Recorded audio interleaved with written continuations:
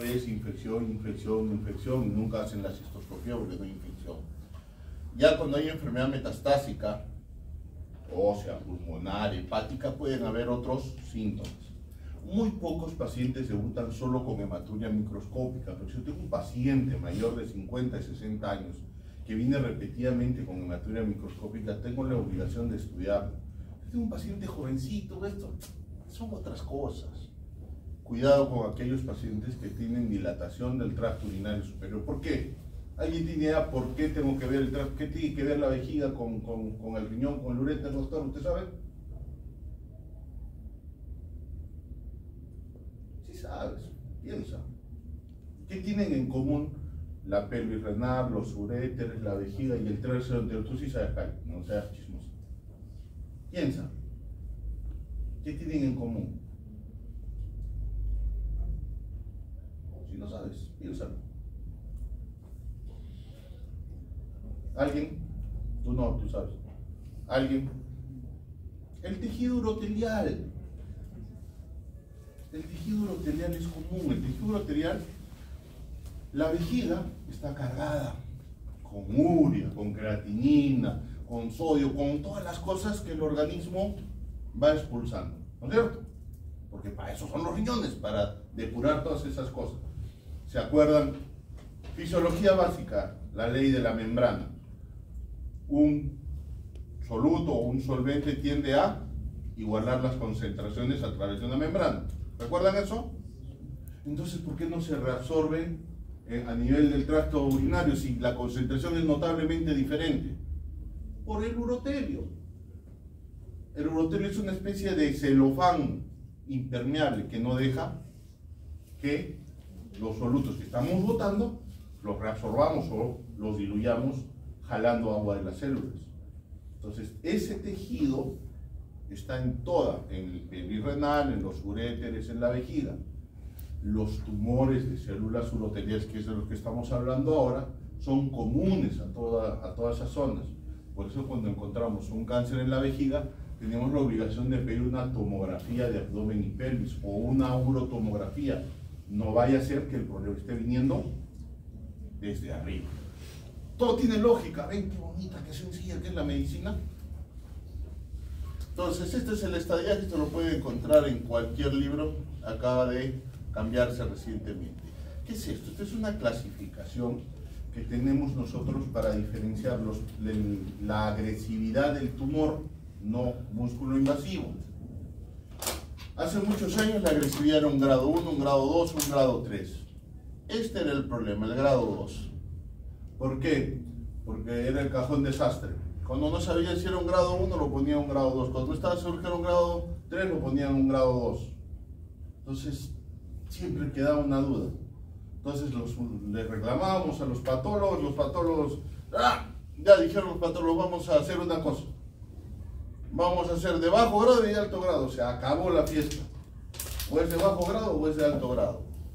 Y unos tumores que eran de bajo grado, le ponen ahora como tumor con alto potencial de malignidad, que ahorita los seguros no lo reconocen ya como cáncer. Pero ahora ya no cobro por esos pacientes. Entonces, pero, cuando haces una práctica especializada en cáncer, tú le pides al patólogo, infórmame en la clasificación antigua y en la nueva. ¿Por qué es diferente un tumor de bajo grado G1 que un tumor de bajo grado con características de G2? Esto es para tratamiento, esto es llamado especialista. Pero en general, actualmente se clasifican en bajo y alto grado. Hay varios tipos de neoplasias uroteliales: la hiperplasia, la atipia reactiva, la hiperplasia urotelial, el exceso urotelial, papiloma urotelial, neoplasia urotelial con bajo potencial maligno, que es la que les decía, el carcinoma de grado bajo no músculo invasivo, de alto grado y no músculo invasivo. Todos estos son cánceres o tumores no músculo invasivos. De acá para abajo no es cáncer. La displasia puede volverse caso. Todos estos pueden ser en el tiempo tumores. El CIS, el carcinoma in situ, sí es un cáncer. Vamos a ver. la mayor parte de los cánceres son, ahí estamos. Este es el tejido de la vejiga. Urotelio, suburotelio, tejido muscular, grasa perivesical. Tumores superficiales, hasta acá. CIS, carcinoma in situ. Cuando uno tiene un carcinoma in situ, en otros tipos de patologías suelen ser carcinomas poco agresivos, tranquilos, no se preocupan mucho con eso. En vejiga sí.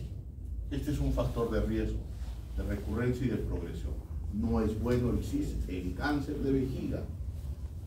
El TA es un tumor de urotelio nada más, ni siquiera llega a la lámina propia. El T1 ya llega a la lámina propia. Y de ahí aparten los tumores que son músculo invasivos. Entonces se recuerda, el 70% de los tumores los encontramos acá. ¿Listo? ¿Qué concepto quiero que se lleve? Ese. 70. Pregunta de examen, ¿cuál es el tipo de tumor de vejiga? O ¿cuál es el porcentaje al diagnóstico del cáncer de vejiga? 70%, no músculo invasivo. Fácil. Pregunta ni siquiera es mía, es pregunta de Miren. Entonces, dependiendo de algunas características de estos tumores, es la posibilidad de recurrencia o de progresión. Recurrencia es que el tumor vuelva a aparecer. Y progresión es que el tumor de bajo grado se haga de alto grado o que o no músculo invasivo se vuelva muy bien. Entonces, el que haga de bajo grado, lo más probable es que solamente me vuelva a aparecer ese paciente, lo observo, lo miro, le hago cistoscopías, estoy tranquilo, no pasa nada, 0 a 0 el marcador, solo hay que estarlo vigilando cada 6 meses. El de alto grado, cuidado, este va a recurrir. Es un tipo de tumor bien poco frecuente y a veces es más patológico que real, ¿no? Es difícil que un tumor de alto grado no sea un T1, pero los patólogos dicen que lo han visto y nosotros tenemos que hacerle caso. Mi patólogo de neoplásicas me dice, cuando cuando me aparece un tumor de alto grado, yo de frente le pongo que es un T1, para que ustedes tengan más cuidado. Muy bien, T1 de bajo grado, también es un tumor raro. Si a mí en la patología, si estoy en mi práctica privada, porque en mi práctica de hospital no tengo un problema, los patólogos son del hospital, tienen mucha experiencia, pero aún inclusive entre ellos, cuando algo no me cuadra, cuando 1 más 1 no suma 2, vayan a preguntar, escarben, averigüen, no se queden. Recuerden que la decisión es de ustedes. Cuando ustedes toman una decisión basada en información que dan terceros, busquen que esa información sea la mejor que pueden obtener. Si yo tengo una patología que viene de Virgen de las Mercedes, patrona de los reclusos, clínica de San Juan de Tarán, yo dudo y le pido las láminas para que un patólogo experto revise. Esto no me cuadra, es muy raro que suceda.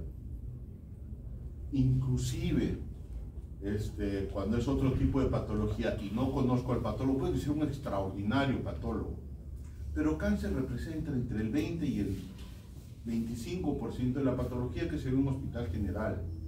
Entonces, por bueno que sea un patólogo, no va a tener el expertise de alguien que haga solamente cáncer a lo largo de su práctica. Entonces, esto es para los que van a hacer cáncer, no van a ser todos, quizás algunos. El tumor, el T1G3 o tumor T1 de alto grado, ese sí tiene una buena posibilidad de recurrir, 70% de posibilidades, y una buena posibilidad de progresar. Y el CIS recurre y progresa. ¿Y por qué recurre y progresa? Porque muchas veces no lo vemos a la hora de hacer cistoscopía. No es sencillo ver un CIS, pasa como una irritación, una zona rojiza. No lo ves, entonces lo dejas ahí y el día menos pensado tienes un cáncer de vejiga. Muy bien, cuando viene un paciente mayor de 50 años, ¿cuál es la base en la cual vamos a sostener nuestro diagnóstico? Pregunta examen, ¿ah? Ya las vivieron mi grupo ahí en la mañana, la cistoscopía. La cistoscopía es importantísima en el diagnóstico y el seguimiento del paciente, pero tiene este detalle, es operador dependiente. Depende mucho de quién lo hace, la experiencia que tiene, de cómo lo hace. Independientemente del procedimiento que ustedes hagan, acostúmbrese a hacer reglados con sus procedimientos. Establezcan la regla que quieran, pero una vez establecida, síganla. Mi cistoscopía empiezo con la uretra, llego al cuello vesical, veo los meatos, veo el trígono, veo el retrotrígono, veo la pared posterior, veo la pared lateral derecha, veo la pared lateral izquierda, termino con el techo. Es la manera en la que yo hago la cistoscopía. No me distraigo si veo por acá, oye, ahí hay un tumor y no me voy corriendo para ahí. Hago ordenadamente las cosas. Yo les recomiendo esto para cualquier procedimiento que hagan. Primera cosa, para hacer un procedimiento, tengan todo a mano. Cuando empiezan a hacer un procedimiento no pueden estar corriendo, me olvidé una pinza, me olvidé la tijera, me olvidé el campo. Antes de empezar a sacar puntos, tienes que tener todo listo. En cualquier cosa que hagan. Estas son cosas generales que aplican a todo en general. Y sigan sus pautas establecidas. Una y otra vez, una y otra vez, una y otra vez, y con el tiempo, lo van a hacer todo rapidito. La cistoscopía nos va a permitir ver este tipo de hallazgos. Este es un tumor papilar, se llama así a los cánceres de vejiga del urotelio, tumores papilares. Hay otros tipos de cáncer, por supuesto. Hay cáncer de tipo neuroendocrino, hay escamosos, hay adenoscarcinomas, pero son más raros. El cáncer de tipo que estamos hablando hoy ya son de los papilares, ¿no? Y cuando hacemos una cistoscopía, es bueno tener esquemas para mencionar o para, como el dentista se olvida de dónde, qué muela ha sido la que encontró malograda, ¿no? Por eso tiene la secretaria que dice, maxilar superior, lado derecho, molar 3, maxilar, igualito, ¿no? Nosotros debemos tener uno de estos para irle diciendo a la enfermera, oye, en tal sitio, en tal sitio, en tal sitio. O tú vas tomando cuenta. No tengo 3 tumores en trasfondo, tengo 2 a la derecha, tengo 7 tumores que reportar al final. Porque todo eso tiene que reportarse en un informe. ¿Qué es lo primero que hacemos cuando tenemos un tumor de vejiga? Una resección transuretral del tumor de vejiga. La resección transuretral es importantísima. Es un procedimiento sencillo, pero no es fácil. Doctor, ¿cómo es eso que es sencillo, pero no es fácil? Bajar de peso es sencillo, pero no es fácil. Lo único que tienes que hacer es dejar de comer y hacer ejercicio, pero no es fácil, doy fe. Lo mismo, una RTU de vejiga es muy sencilla. Entras con tu cámara, identificas la zona del tumor, rascoteas, listo, terminaste. Sencillo. No es fácil. ¿Por qué? Porque comienzas a operar, comienzas a sangrar, el paciente se mueve, perforaste la vejiga y terminas en una tragedia. El procedimiento es sencillo. Entras, exige experiencia y es un poco difícil de enseñar. Tiene que hacerse una resección completa y correcta. Ya hemos visto nosotros y lo hemos comprobado en un trabajo que hicimos en neoplásicas, que muchos pacientes que vienen de afuera, ya es por norma, paciente que se ha operado afuera, volvemos a hacerle cistoscopía y hacemos una RTU complementaria. Muchísimos pacientes les dejan enfermedad, no terminan la resección. Cuando no tienen la experiencia suficiente, se temblequean, dicen esto va a resolverlo la BCG. No es así. Tenemos que tener la resección completa. En Estados Unidos, 25-30% de los pacientes tienen resecciones incompletas, ¿no? O que parecen completas, pero cuando entras y resecas, encuentras enfermedad que han dejado. Esto ya lo hemos visto. Esta es la manera en la que actualmente nosotros hacemos los procedimientos. Cuando yo me entrené, era como vieron al principio en la primera lámina, con el ojo. Dificilísimo. ¿Por qué? Porque mi tutor, a ver, acá está el tumor, mete la cabeza, yo metía la cabeza, lo ves, yo iba rojo, sí maestro, sí veo, ya listo, pero te la voy a hacer una resección, listo, ya lo saqué, ¿ves? Yo no veía ni miércoles, pero ¿qué te queda? Afortunadamente para mí, caí en neoplásicas y ahí ya se resecaba con visión, con pantalla. Ahí es más fácil aprender y es más fácil enseñar, porque vas viendo lo que vas haciendo, ¿no?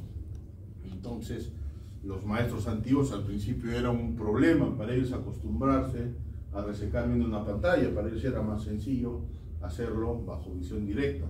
Pero los que jugamos juegos de pinball, juegos una pequita, es fácil aprender, ¿no? Entonces, ven los tumores, este es el asa de resección y la resección de un tumor de vejiga. La idea es primero resecar el tumor superficial, terminar de resecarlo y luego resecar la base del tumor. Esas muestras van a un estudio anatomopatológico, pero es esencial que vaya el tumor y la base del tumor. ¿De acuerdo? Si no, no es una resección completa. Entonces, hacemos la resección y eso el patólogo nos tiene que decir qué tipo de cáncer es. Si es un cáncer de células transicionales, un adenocarcinoma, células escamosas, qué grado de tumor tiene, cuál es la profundidad de la invasión. Si no mandó músculo, el patólogo tiene la obligación de poner no se observa músculo en la muestra remitida, para yo volver a entrar a operar y sacar el músculo, ¿no? Esto ya lo conversamos.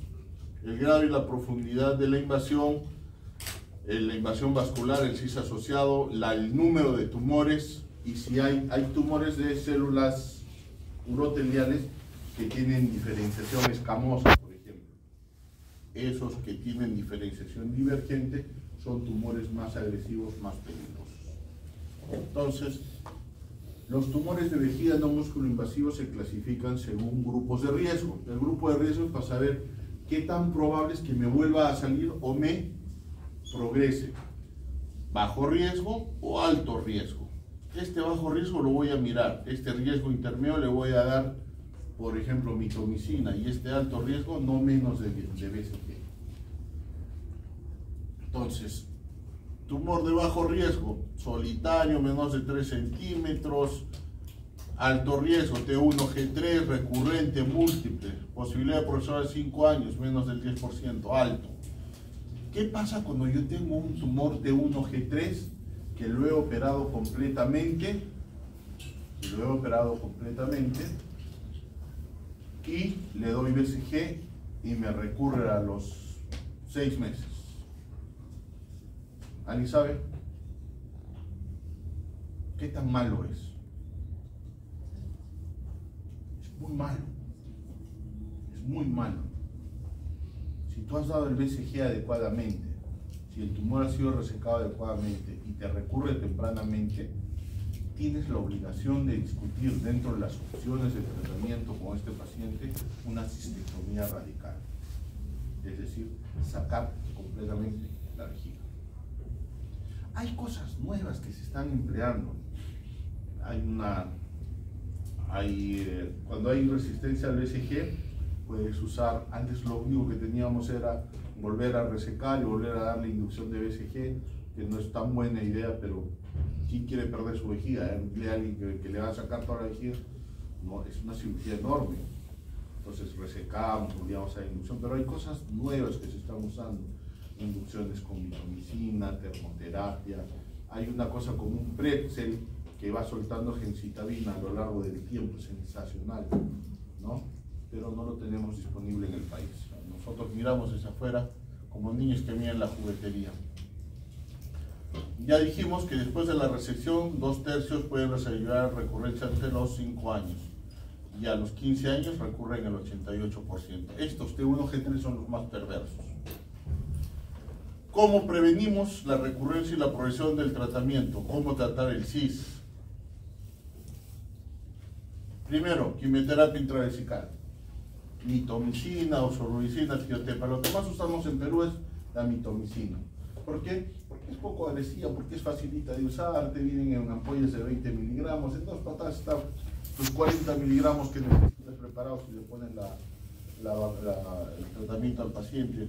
Poco agresivo, a veces en el tiempo te da un poco de alergia, se te enronchan y ahí tienes que parar, pero no tienes mayores problemas. Ojo, la mitomicina está indicada en aquellos pacientes que parecen tener un solo tumor de bajo grado, como instilación única dentro de las 2 horas después de haber terminado la cirugía. Y van muy bien esos pacientes. Pero tienes que tener la certeza que en tu resección no has perforado vejiga. Si has perforado la vejiga y le metes mitomicina a un paciente, vas a tener un paciente con un dolor pélvico crónico que te va a corretear por meses. No nos ha pasado a nosotros, afortunadamente.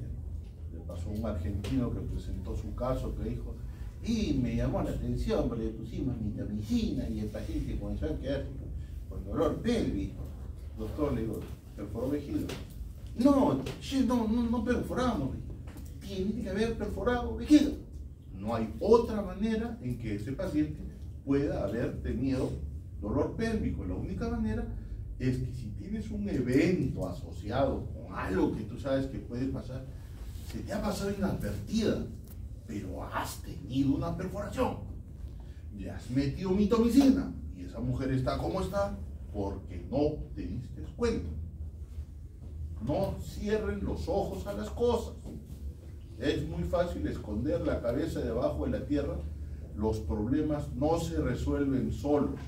Uno tiene que ser consciente qué error comete para no volverlo a cometer. Esto es para toda su carrera. Ustedes van a ser médicos, van a tener vidas en sus manos y verán, en el tiempo van a tener satisfacciones. Van a tener gente que les va a decir, gracias doctor, estoy vivo por usted. Y en su conciencia van a tener en su corazón las veces que no hicieron lo que tenían que haber hecho. Y a veces ese paciente viene y te agradece y tú en tu corazón sabes, escucha madre, sabes que te he fregado. Nunca dejen pasar un error. Usualmente nosotros en el instituto tenemos una reunión mensual de morbo y mortalidad. Todos los casos que han tenido complicaciones de sustancias prolongadas o complicaciones de algún tipo o mortalidad son presentados y discutidos. Hay un fiscal, hay un médico ahí que no tiene nada que ver con el departamento y revisa la historia cuidadosamente y te sacan la remugre. Este paciente demoró en operarse, este paciente nos hizo tal cosa, este paciente nos hizo otra cosa, ¿por qué a este paciente no se realizó? ¿Y por qué no ingresó usted a sala? Y tú te tienes que estar defendiendo como yo, de acá, saltando con tu espada láser, a ver si no te matan. ¿Eso es bueno? Por supuesto que es bueno. ¿Por qué? Porque nos acostumbra a prevenir. 2, cuando le pasa a otro, cuando ves las barbas de tu vecino cortar, pon las tuyas a remojar. ¿Sabes? Para que no cometas el mismo error. Entonces, mitomicina, inmunoterapia, BCG. BCG es el tratamiento de elección. Sensacional es el BCG, hasta que se te complica un paciente. Tiene complicaciones, vamos a ver más adelante. Bajo riesgo, entonces esto los observamos, los miramos, o de bajo riesgo, instilación inmediata post-RTU, hay una 12% de reducción absoluta en la recurrencia tumoral, no hay ninguna duda con respecto a eso. BCG, jamás postoperatorio, jamás.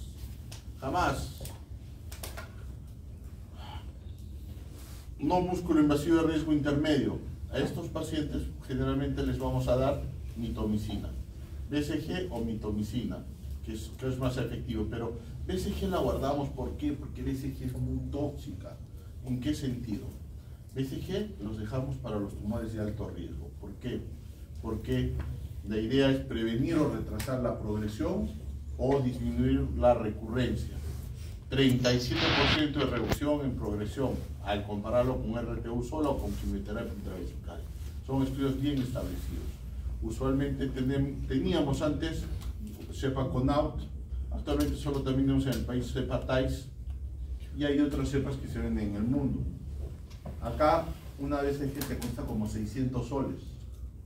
No tenemos a alguien que fabrique BCG en el país. En Brasil una BCG cuesta $10. Nosotros pagamos casi $150 por dosis. Bueno, no pagamos todo, paga el paciente o paga la compañía de seguros, ¿no? Eso es caro. Pero, ¿cómo funciona el BCG? No tenemos la idea bien clara. No sabemos exactamente cómo funciona. Pero el BCG no es nuevo. El BCG se vio que las personas que tenían tuberculosis allá por los años 40, 50, las personas que tenían tuberculosis tenían menos cáncer o iban resolviendo algún cáncer que tenían de mama. Entonces se despertó un entusiasmo por el BCG, sobre todo en cáncer de mama. Y ahí en los 60 nomás apareció la quimioterapia y todo el mundo se olvidó de la BCG. Entonces en los años 70 hay un doctor Morales, un boliviano que trabaja en Canadá, y dijo, y para esto del cáncer de vejiga, ¿no funcionará el BCG? Entonces comenzó a aquellos pacientes que operaba de cáncer de vejiga a instilarles BCG, ¿no? Y funcionó. Yo todavía he alcanzado, tenía la suerte de conocer al doctor Morales, un viejito ya, cabeza blanca, en los años 70, pues lo llevaron a un congreso en Ecuador, al cual fui invitado. Entonces el viejito, sí, y yo siempre había tenido una curiosidad, ¿no? Doctor, tengo una pregunta, ¿por qué 6 dosis? ¿Por qué no 8? ¿Por qué no 10? ¿Por qué no 3? Ah, doctor, me dijo, porque la cajita de BCG venía de 6, pues ya me acuerdo. Por eso les ponía 6. Bueno, entonces, ¿qué es lo que se sospecha? Se sospecha, ¿qué es lo que hacemos cuando ponemos BCG en la vejiga? Inducimos una respuesta inflamatoria. La vejiga va a responder a ese germen que le estamos poniendo.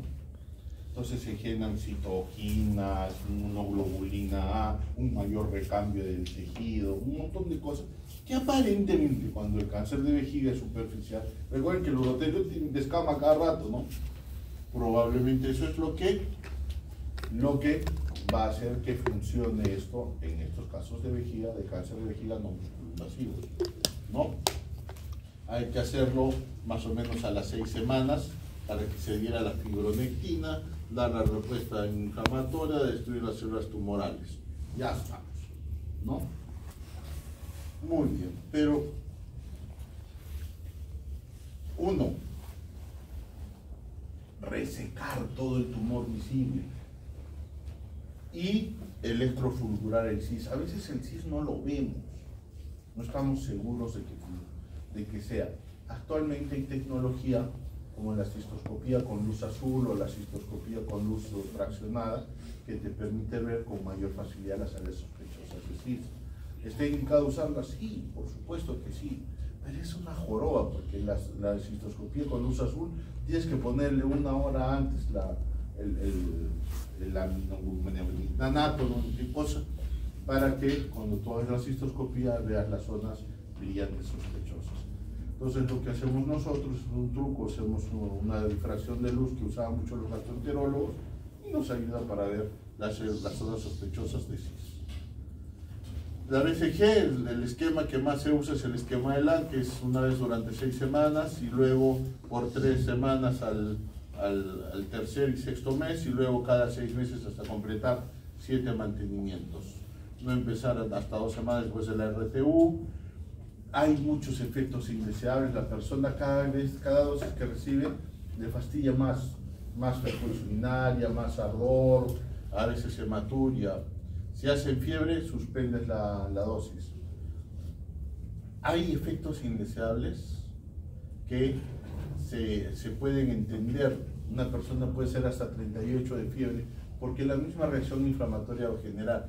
Pero si tiene fiebre alta, cuidado. Puede estar haciendo una sepsis, una vesejeitis que puede llevar a la muerte del paciente.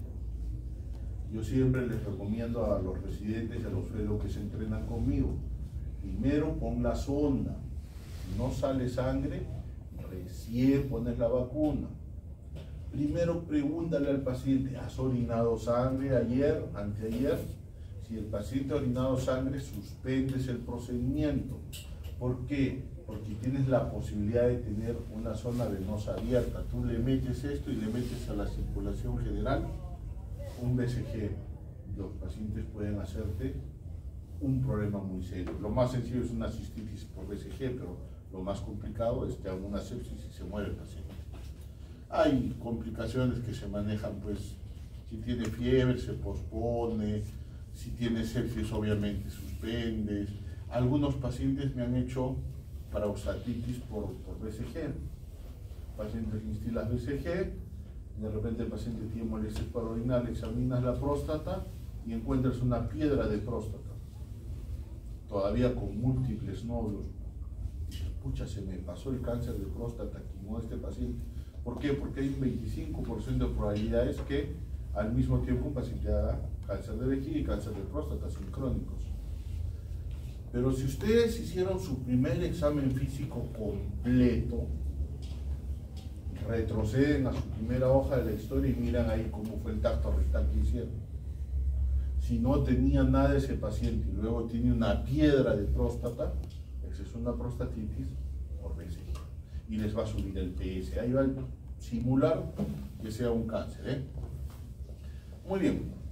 ¿Cómo sigues a estos pacientes después de operar? Al momento, y afortunadamente para los urólogos, el mejor es la cistoscopía.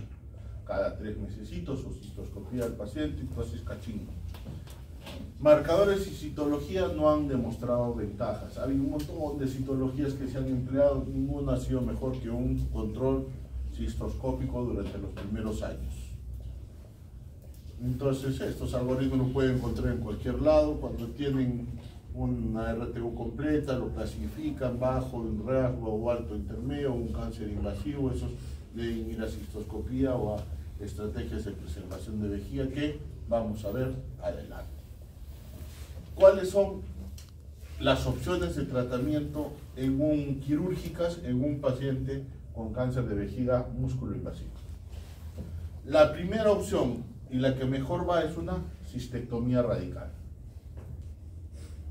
¿Cuál es el problema de una cistectomía radical? Es una cirugía larga, compleja. En verdad son 3 cirugías. Sacas la vejiga, sacas todos los ganglios de varias zonas y luego reconstruyes la vía urinaria. Dependiendo de la expertise del cirujano, es una cirugía de 4 a 8 horas. Cirujanos con mucha experiencia, 4 horas. Cirujanos que están empezando 8, 10, 12 horas. En el INEM, pues en promedio la estamos haciendo entre 4 y 6 horas dependiendo del cirujano. Dependiendo de si entras con un residente o entras con otro staff. Cuando entras con otro médico, en 4 horas estás afuera. Cuando entras con un residente te hay que enseñarle, son 5 o 6 horas de cirugía, ¿no? RTU radical es llegar hasta la grasita de la vejiga. Algunos pacientes seleccionados, muy viejitos, muy ancianos, no candidatos para cirugía, pues tratas de sacar todo el tumor sabiendo que la primera prueba es que recurre. Cistectomía parcial en casos muy seleccionados, 85, 90 años, con un solo sitio de tumor, ¿no? Para disminuir la morbilidad, pero no es el estándar. El estándar es la cistectomía radical.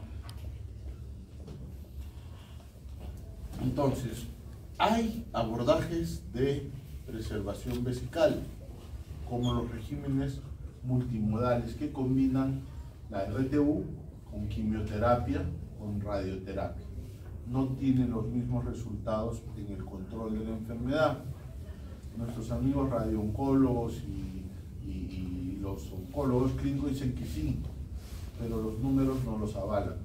Lo cierto es que también es difícil comparar, porque cada vez que se ha intentado hacer estudios randomizados de este tipo, los pacientes no aceptan, ¿no? O quieren cirugía, o sea, toman decisiones y es difícil reclutar pacientes para este tipo de estudios. Varias veces se ha intentado sin éxito, ¿no? La técnica quirúrgica ha mejorado mucho en los últimos años. Esta era una cirugía muy mórbida, es decir, muchos pacientes se morían, ¿no? ¿Por qué? Porque es difícil, pues, hay que sacar toda la vejiga, son varias horas de cirugía. Entonces, y además, que a nadie le gustaba terminar con un Bricker, hay como 8 técnicas para derivar orina. ¿Qué quiere decir? Que no hay una idea, ¿no? Cuando tienes un montón de técnicas para hacer algo, quiere decir que ninguna es la excelente. Acá hay un montón de tipos de vejigas, siendo las más trabajosas de usar las bolsas continentes ortotópicas, es decir, les hacemos una nueva vejiga, la reconectamos con la uretra y ese paciente orina como si tuviera su vejiga normalmente.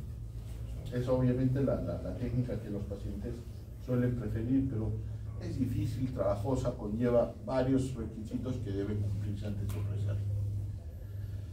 En pacientes con enfermedad confinada y los ganglios negativos, 80% de sobrevida a 5 años. Cuando el cáncer se está saliendo de la vejiga, así tengas ganglios negativos, el 50% de estos pacientes van a desarrollar metástasis en el tiempo. Ya dijimos, estrategias de monoterapia, RTU con radioterapia y quimioterapia, radioterapia más cistectomía, radioterapia más RTU, radioterapia y quimioterapia, fundamentalmente. ¿Para qué le dan quimioterapia? Para radiosensibilizar a los tumores y para erradicar tumores microscópicos. El cáncer de vejiga avanzado, esos que tienen metástasis, ha sufrido una revolución en los últimos años. No había nada que darle. O mejor dicho, las alternativas de tratamiento que eran en VAC no daban los resultados que uno quería cuando había ganglios positivos.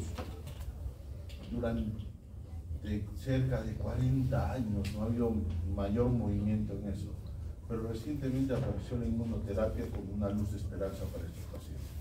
Estos pacientes responden bastante bien a inmunoterapia.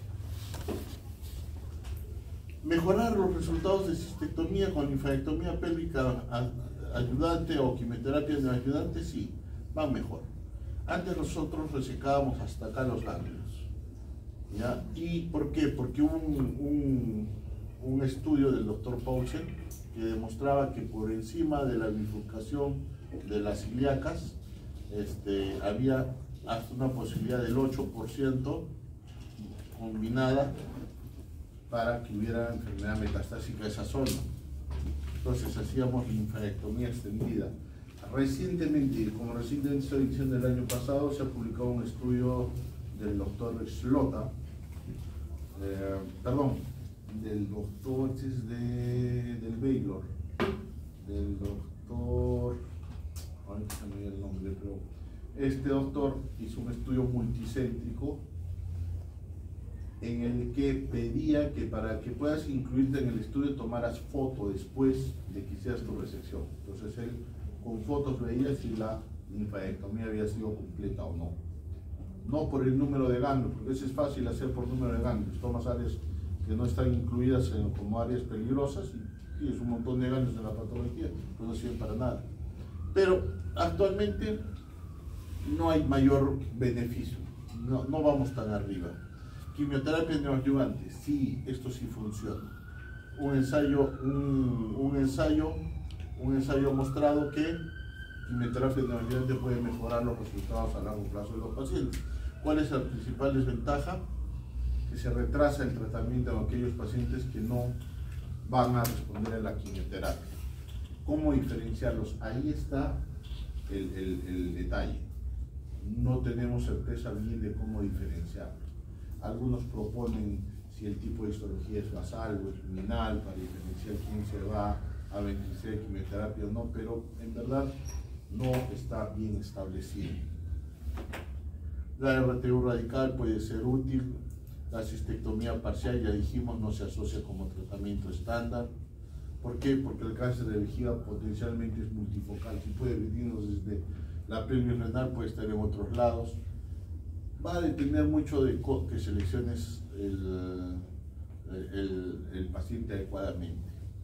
Algunos pacientes jóvenes con una lesión unifocal podrían beneficiarse, o pacientes con alto riesgo quirúrgico, ¿no? Los protocolos de preservación de vejiga son costosos, son complicados, requieren mucho seguimiento, tienen morbilidad y mortalidad.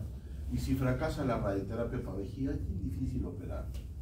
Los radiooncólogos dicen, sí, después si radioterapia de la próstata fracasa, haces prostatectomía rescate. Sí, si la radioterapia de la vejiga fracasa, haces una cistectomía rescate. No es fácil operar a un paciente después de radiación. Los tejidos radiados son tejidos que está alterada su microcirculación, cicatrizan con dificultad. Entonces tu nivel de complicaciones es mayor. Y ellos no cargan con las complicaciones, les carga el cirujano, el que metió la mano, el que operó. ¿Por qué? Porque tú tomas la decisión. Entonces, después de radioterapia, yo lo pienso 100.000 veces antes de ofrecer a un paciente una cirugía de rescate. Y cuando se la ofrezco, le explico cuidadosamente los riesgos y los beneficios que pueden derivar de un tratamiento. Recuerden que hoy en día se acabó el médico paternalista que te decía, tú haces esto, y el paciente hacía lo que tú le decías. Ahora, tienes que explicarle y justificar o ayudarle a tomar decisiones. Cuando tienes tratamientos que dan resultados similares, tú tienes que aconsejar, orientar y dejar que el paciente tome una decisión. Puedes inclinarte de un lado, puedes inclinarte de otro lado. Para mí, yo soy cirujano, me encanta operar. Obviamente voy a tener un sesgo hacia cirugía cuando explico unos tratamientos a los pacientes, pero trato de ser honesto al momento de explicarles, ¿no? Y cuando se trate de práctica privada, envío al paciente al otro lado. Anda, pide una opinión con el radiooncólogo y regresas conmigo, discutimos y tomamos una decisión. La cistectomía con radical es el tratamiento del cáncer de vejiga, músculo invasivo. Tratamiento de elección, cistectomía radical. Pregunta de examen, Bien, que les estoy regalando varias preguntas. La evidencia limitada de que la linfadenectomía extendida funciona se está poniendo en cuestionamientos. Definitivamente la quimioterapia neoadjuvante puede ayudar. La RTO y la cistectomía parcial muy seleccionada. Muy bien, ¿alguna pregunta?